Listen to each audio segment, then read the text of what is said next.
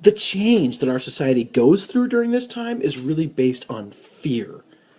Fear is what led us to prosecute people with McCarthyism. It's what led us to not trust the loyalty review program. It's why we created Project Venona. Fear is going to be a part of our society. Fear of communism, fear of the Soviet Union, fear of the Reds. It's going to be a part of our society up until the 1990s. We're going to see this fear emerge in different ways over the course of the next several chapters.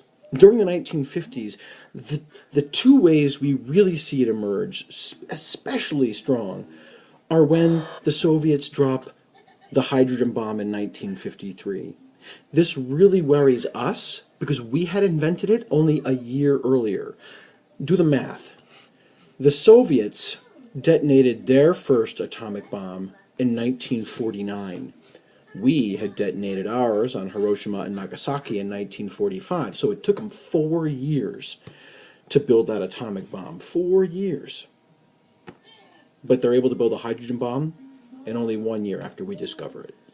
This makes Americans increasingly anxious about the possibility of nuclear war with the Soviets. And it's a fear that our politicians will use again and again and again and again, whether it's Eisenhower, Kennedy, Nixon, Johnson, Ford, Carter, Reagan, Bush 1. They will all use this fear to get what they're looking for out of the American people and our government.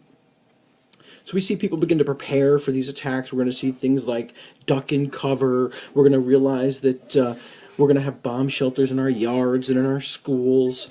And this fear and this worry is going to emerge in our culture in different ways. We're going to see movies about commies from things like James Bond, whose entire book history and most of his movie history up until the 1990s was fighting the Soviets. You're going to see plays, television, even movies in the 80s after Bond is no longer what he was in the 50s, 60s, and 70s, like Rocky IV. We're going to see Cold War in our music, whether it's songs like Leningrad or Back to the USSR and other really popular songs that artists will put out for decades. This is going to be a central part of our popular culture as we consume more and more and more of it. It's a way of expressing our fear.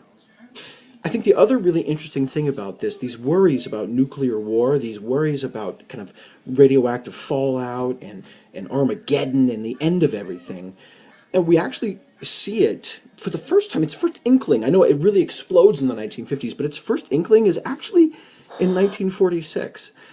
A nonfiction book is published. It's a guy named John Hersey. He publishes a book called Hiroshima, and what it does is it shows in firsthand accounts, testimony of survivors, what nuclear war is really like. And it makes us as Americans question, should we even drop that bomb? Remember, once Truman drops it, right, he sacrifices that.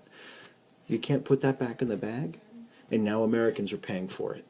So we'll talk about this and all these other issues in more detail in class, and we've got a couple of different activities planned for it as well.